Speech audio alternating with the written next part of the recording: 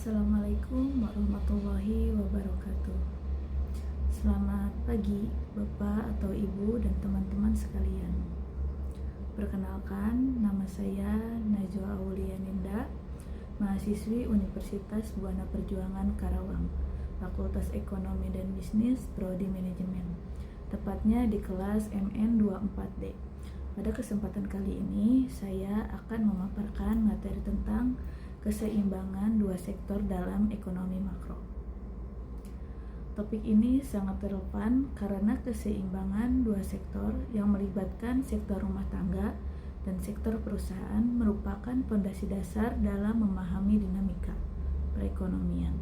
Kita akan membahas bagaimana interaksi antara pendapatan, konsumsi, dan investasi dalam menciptakan keseimbangan dalam perekonomian sederhana ini. Semoga melalui presentasi ini kita dapat memahami konsep ini dengan lebih baik dan melihat aplikasinya ke dalam kehidupan sehari-hari. Tanpa berlama-lama, mari kita mulai pembahasannya.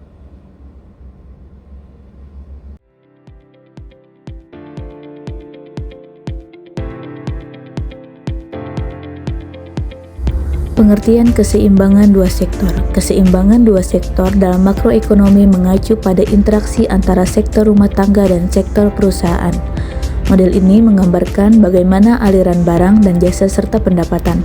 Dalam model ini, rumah tangga menyediakan faktor produksi seperti tenaga kerja, tanah, dan modal kepada perusahaan dan menerima pendapatan berupa upah, sewa, dan laba. Keseimbangan tercapai ketika total pengeluaran rumah tangga sama dengan total pendapatan yang diterima di perusahaan. Selanjutnya ada perekonomian dua sektor. Perekonomian dua sektor adalah perekonomian yang terjadi dari sektor rumah tangga dan sektor perusahaan. Interaksi antara dua pelaku ekonomi tanpa melibatkan sektor pemerintahan di dalamnya. Sehingga dalam perekonomian dua sektor dimisalkan tidak terdapat sektor pemerintahan dan sektor perdagangan luar negeri. Berikutnya ada rutinitas pendapatan perekonomian dua sektor. Yang pertama yaitu sektor perusahaan menggunakan faktor-faktor produksi yang dimiliki rumah tangga dan faktor-faktor produksi tersebut memperoleh pendapatan berupa upah dan gaji, sewa, bunga, dan untung. Yang kedua ada sebagai besar pendapatan yang diterima rumah tangga akan digunakan untuk konsumsi, yaitu membeli barang yang dihasilkan oleh sektor perusahaan. Yang ketiga, sisa pendapatan yang digunakan untuk konsumsi akan ditabung pada lembaga. Para pengusaha meminjam dana kepada lembaga keuangan untuk melakukan investasi. Adapun hubungan antara konsumsi dengan pendapatan, teori ekonomi memandang konsumsi dan pendapatan sebagai fenomena yang sangat penting dalam menentukan analisis ekonomi. Hubungan antara konsumsi dan pendapatan memiliki peran penting dalam analisis ekonomi, dan hubungan dapat diuraikan sebagai berikut.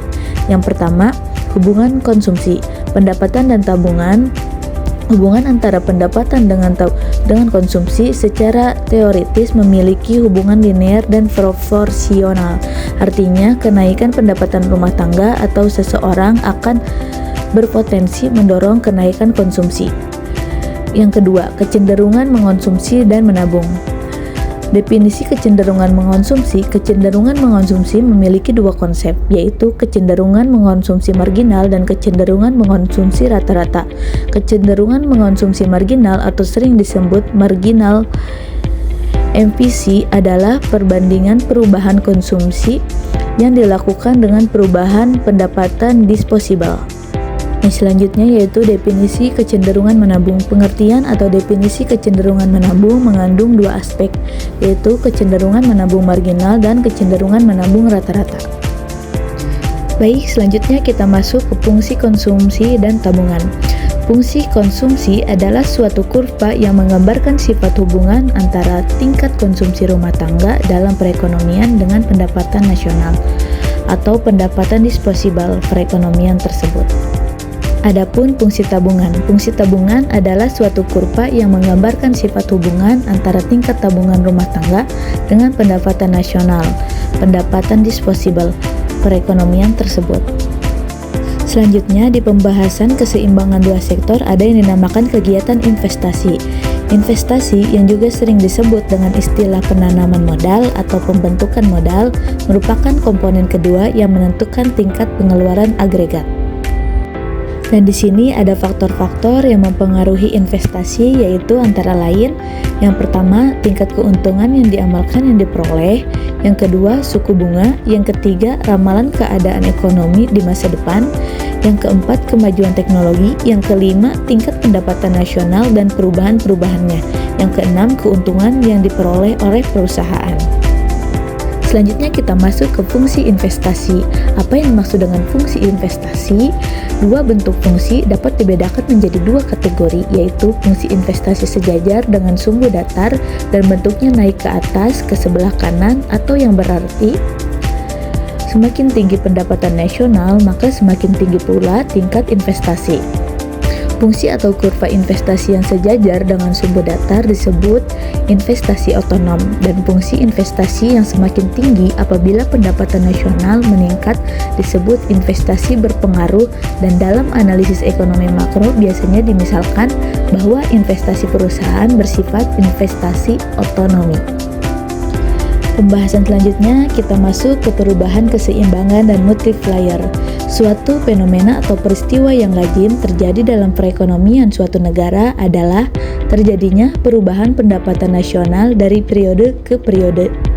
Dalam perekonomian dua sektor, perubahan tersebut terutama disebabkan karena perubahan investasi. Perubahan keseimbangan pendapatan nasional dengan analisis multiplier akan digunakan dua pendekatan, yakni pendekatan grafik dan pendekatan angka yang akan dibahas dan diuraikan lebih lanjut pada pembahasan berikut ini. Yang pertama yaitu konsep umum multiplier, yang kedua yaitu menentukan besarnya multiplier. Oke, selanjutnya yaitu kesimpulan. Dari materi yang sudah kita bahas di awal, dapat disimpulkan bahwa disarankan pada uraian dan pembahasan di atas ada beberapa pokok penting dari pembahasan ini. Antara lain, yang pertama yaitu perekonomian dua sektor adalah perekonomian yang terdiri dari sektor rumah tangga dan sektor perusahaan. Yang kedua yaitu pada perekonomian dua sektor sumber pendapatan yang diperoleh rumah tangga adalah dari perusahaan.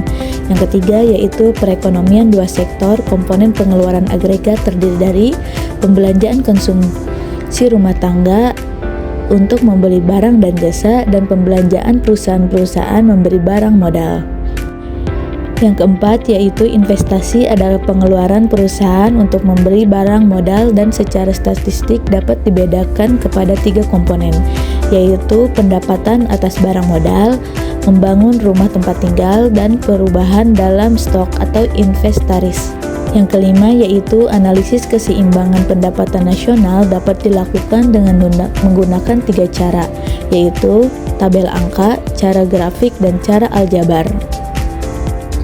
Demikianlah yang dapat saya sampaikan pada kesempatan ini. Saya berharap materi yang telah disampaikan dapat memberi wawasan baru dan bermanfaat bagi kita semua. Semoga hal ini dapat menjadi bahan refleksi dan inspirasi untuk langkah ke depan. Terima kasih atas perhatian dan waktu yang telah diberikan. Saya Najwa Aulia Ninda, pamit undur diri. Assalamualaikum warahmatullahi wabarakatuh.